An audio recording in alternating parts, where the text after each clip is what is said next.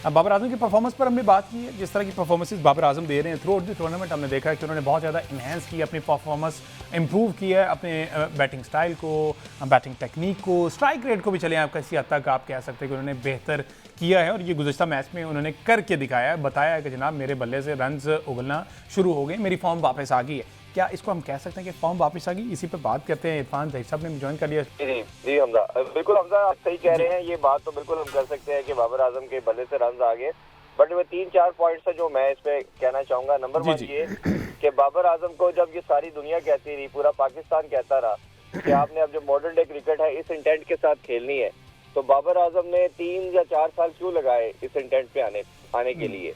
Number 2 ये जो सबसे पर्टिनेंट बात है कि बाबर आजम का इंटरनेशनल लेवल पे जो नंबर है वो हम देख रहे हैं कि पहले 3 किया गया और फिर बाद में 4 भी हुआ। तो क्या ये अब ये इनकी और पीसीबी की कोई आपस में कोहेरेंस है, इस चीज के ऊपर अलाइन है कि बाबर आजम इंटरनेशनल पे क्या रहेगा। तीसरा क्वेश्चन इस पे ये आता है फर्दर मोर कि या क्या बाबर आजम जो एक अप्रोच के साथ अभी पीएसएल में खेल रहे हैं, क्या उसको वो ट्रांसलेट कर पाएंगे इंटरनेशनल के अंदर, क्योंकि पीएसएल के अंदर तो हमने हमेशा देखा कि बाबर टॉप रन गेटर की लिस्ट में होते हैं और उनकी परफॉर्मेंस भी आती है, बट इंटरनेशनल के अंदर वो लैग करते हुए नजर आती है। बट नेवरदलेस बहुत शानदार इनिंग्स, और ये चीज जो सबसे इंपॉर्टेंट थी कि उन्होंने एक डॉट बॉल खेली पूरी इनिंग्स के अंदर। ये मेरा ख्याल है इसका सबसे बड़ा फीचर था कि बाबर अब इस अप्रोच के साथ आया। जब हमने रिजवान, सऊद शकील, सलमान अली आगा पे क्रिटिसाइज किया कि जो रिक्वायरमेंट है मॉडर्न डे क्रिकेट की या T20 की उसको मीट नहीं कर पा रहे, तो बाबर ने चलिए एटलीस्ट कोशिश की, अल्लाह ने उसको कामयाबी भी दी। बट पूरा पाकिस्तान अब यही चाहता है कि बाबर के ऊपर जो ड्यू है कि पाकिस्तान के लिए कोई टाइटल जीते, कोई विक्ट्रीज में ऐसा रोल प्ले करे जिस तरह भी ये 3-4 मैचेस में उन्होंने कुछ इंटेंट शो की है। तो शायद हम ओबियसली हम सब उनको सपोर्ट करेंगे, हम चाहेंगे, हम उनको बैक करेंगे, क्योंकि बाबर की स्किल लेवल के ऊपर तो किसी को डाउट नहीं था। जो इंटेंट का मसला था ये सबसे बड़ा एक पाकिस्तान के लिए प्रॉब्लम आ रहा था। तो ये कुछ 4-5 चीजें हैं जिसके ऊपर बात करनी पड़ेगी। और जिस तरह साथ अगर पैरेलल रिजवान के केस को भी डिस्कस करें, तो रिजवान ने देखे ना कि उनकी टीम उनकी अपनी परफॉर्मेंस की वजह से उनकी टीम नीचे गई, और वो कल प्रेस कॉन्फ्रेंस में कहते हुए नजर आए जी मैंने यंगस्टर को चांस दिया, लेके चला। रिजवान से पूछा जाए, अब्दुल्ला फजल को तो आपने ओपन करवाई नहीं है, यासर को 3 पे लेके गए और उन्होंने कहा कि यासर को मैंने स्विंग से बचाने के लिए नंबर 3 पे लेके गया। तो ये फिर रिजवान की जो बातें थी और जो उन्होंने बात कहा उसका और उनके जो एक्शन थे बड़ा ज्यादा डिफरेंस था। तो ये मेरा ख्याल है कि एज ए कैप्टन आपने खुद भी परफॉर्म करना होता है, पूरी टीम को भी लेके चलना होता है। और ये मेरा ख्याल है कि this is the high time कि अब जो भी प्लेयर, हमारा खासतौर पे सीनियर की मैं बात कर रहा हूँ, वो समझता है कि मेरी अभी क्रिकेट बाकी है और मैं टीम के लिए कुछ कर सकता हूँ, तो उसको चाहिए कि अब वो मॉडर्न डे क्रिकेट की जो डिमांड है, जैसे मैं अगर एक और नाम लेना चाहूँ तो शान मसूद मेरे लिए सबसे ज्यादा इंप्रेसिव रहे हैं कि वो हर मैच के अंदर आप उनकी अगर इंटेंट देखते हैं, उनका इम्पैक्ट देखते हैं उस इनिंग्स के अंदर, वो इंटायरली डिफरेंट है। अगर आप उसे as comparison with the rest of the senior player, तो वो ज्यादा आपको डिफरेंस नजर आएगा। और आप इवन उनको इस कंटेंशन में भी सोच सकते हैं कि जो उन्होंने ओडीआई वर्ल्ड कप पाकिस्तान या साउथ अफ्रीका, जिम्बाब्वे में खेलना है, नमीबिया में, उधर बाउंसी ट्रैक होंगे और वो जो पुल और हुक वाला मसला है हमारे बैटर्स का पेस को खेलने का, उसमें भी शान मसूद एक अच्छी अप्रोच रख सकते हैं। बट एनीवेज ये अच्छा साइन है जी बाबर का रन आना, क्योंकि पाकिस्तानी जो 2-3 साल से बुरी परफॉर्मेंस पाकिस्तानी टीम की रही है उसमें एक बहुत बड़ा फीचर ये जरूर आप कह सकते हैं कि कोई भी रन नहीं कर रहा था, और खासतौर पे जो पाकिस्तानी टीम के ऊपर रिलायंस थी बाबर आजम का इनके ऊपर बैंक करना बहुत ज्यादा था। तो जब बाबर के रन नहीं आते तो पूरी पाकिस्तानी टीम भी फिर उसी तरह ही आपको रिफ्लेक्शन नजर आता है। तो ये खुशाइन साइन है हमजा, और मेरा ख्याल है कि हम सब अब दुआ करते हैं, विश करते हैं कि ये बाबर इंटरनेशनल में या जो भी इनका जो एक कंफर्ट जोन से बाहर आए हैं और जरा डिफरेंट करने की कोशिश की है, इसी पे वो कायम रहे। अहमद सईद साहब, अभी इरफान भी ने नाम लिया है, हमारे आगा जी किधर हैं यार? वो नहीं कहीं नजर आ रहे। T20 के कप्तान हैं, वो बिल्कुल ही एक उनको साइडलाइन करा दिया गया है या उनसे परफॉर्म नहीं हो रहा, जिसकी वजह से वो लाइमलाइट में नहीं आ रहा है। ये सीन क्या है उनका? देखिए सीन ये है कि आगा जी का जितना काम देना था वो ले लिया गया। अच्छा, अब जाहिर है कि नया दौर शुरू होगा। इस तरह हर थोड़े अरसे बाद नया दौर शुरू होता है। PSL 11 शुरू हो गई है, तो फिर नया दौर शुरू हुआ क्रिकेट का। तो नया दौर शुरू होगा तो फिर जाहिर है कि नए दौर में नए कप्तान, नए चेहरे आपको सामने नजर आएंगे। तो आगा जी का जितना अभी भी उसी अपने स्टेटमेंट पे कायम है कि नया देखें, आगा जी का जितना टाइम तय किया गया था, जितना फिक्स किया गया था टाइम, वो टाइम वो गुजार चुके हैं। अब आगा जी बेशक सेंचुरी स्कोर करें, बेशक 5 आउट करें, लेकिन चूंकि उनका नाम शादाब खान नहीं है तो फिर मेरा ख्याल है कि अब उनका सफर जो है वो T20 में खत्म हो गया। जिस तरह हम बाबर के साथ बात कर रहे थे उस टाइम मेरा ख्याल है आगा सलमान साहब को भी ये तय कर लेना चाहिए कि उन्हें अब T20 से निकलकर ODI और टेस्ट में पाकिस्तानी क्रिकेट को सर्व करना है। भरपूर जवानी में ये डिसाइड कर लें अब कि T20 से निकलना पड़ेगा।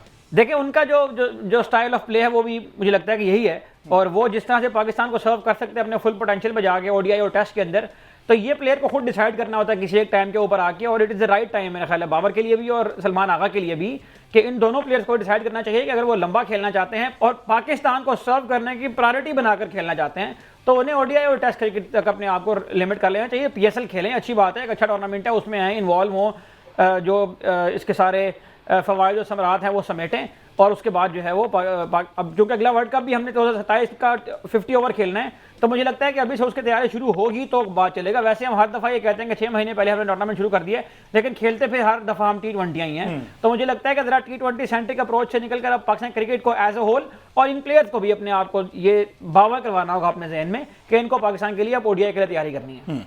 इरफान भाई, अभी आपने ही आगा की बात की है, तो आगा तो है वो कराची जाके बिल्कुल मुरझा से गए। इस्लामाबाद होते फिर भी उनकी कुछ सांसें बहाल थी, लेकिन कराची में जाते ही उनको कहीं पीछे छोड़ दिया गया और परफॉर्मेंसेस भी नहीं आ रही उनसे। इसकी क्या रीजन हो सकती है?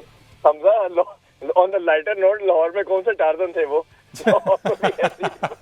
नहीं, इस्लामाबाद जाके फिर भी कोई उन्होंने होश पकड़ी थी। अच्छा, बिल्कुल ऐसे ही। देखिए उसमें कई फैक्टर्स हैं जिसको हमें डिस्कस करना पड़ेगा जब हम प्लेयरों की बात कर रहे हैं। सीनियर का देखिए 2-3 प्रॉब्लम है।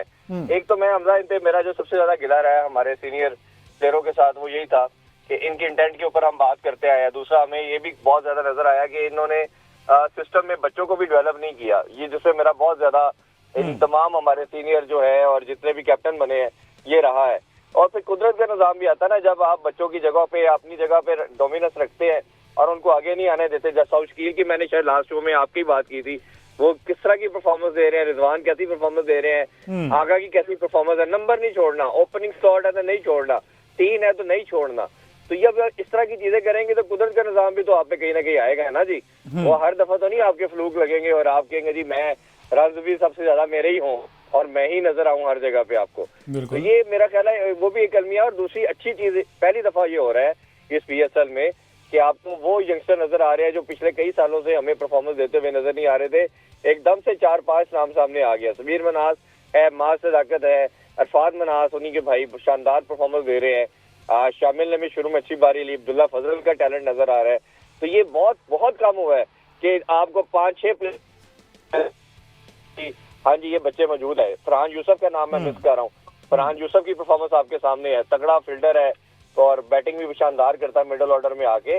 तो अब बच्चे हैं, ये अब ये कहना, ये जस्टिफिकेशन निकालना कि जी यही चेहरे हैं, आप इसके अलावा कुछ नहीं है। इवन आप अगर IPL को भी देख रहे होंगे तो IPL में भी देखें तो जितने लड़कों ने वर्ल्ड कप में परफॉर्म किया कोई भी नहीं कर रहा उधर चले, लेकिन उनके पास मार्जिन बहुत ज्यादा है कि उन्होंने इंडिया को बहुत विक्ट्री दिलवा दी है।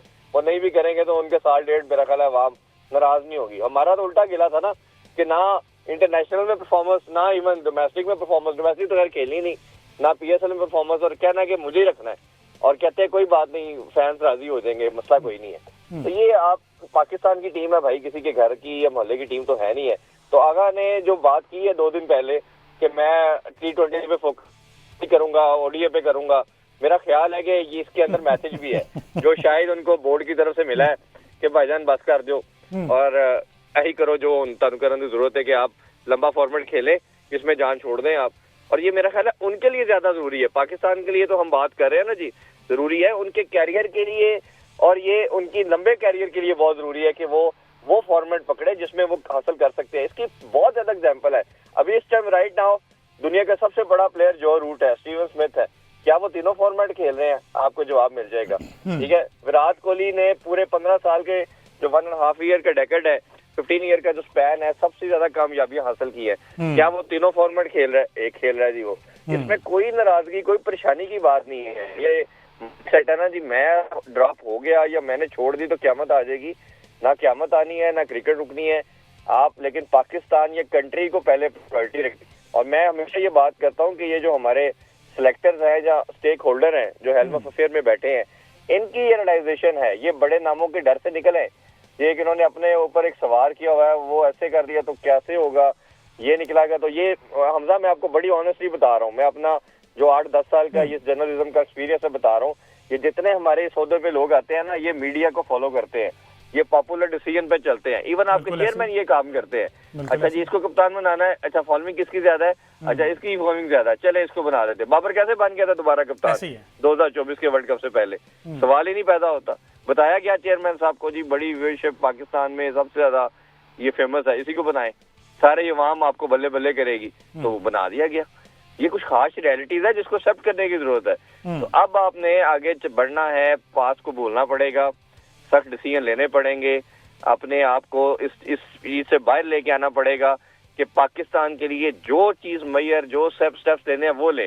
मिसाल के तौर पे सिलेक्शन का क्राइटेरिया आप हर प्रेस कॉन्फ्रेंस में सुन रहे हैं, यही प्लेयर जो पीएसएल के थ्रू आए हैं टीमों में, ये कह रहे हैं पीएसएल नहीं होना चाहिए डोमेस्टिक, तो करना किसने है? मानते सारे हैं, करनी किसी ने नहीं। तो आप भाईजान पहले तो आप करें डोमेस्टिक, फिर अच्छा डोमेस्टिक को किया तो फिर 7 मई को क्यों नहीं सिलेक्ट किया जिसने 1300 प्लस रन बनाए डोमेस्टिक में? किस तरह गाजी गोरी आ गया?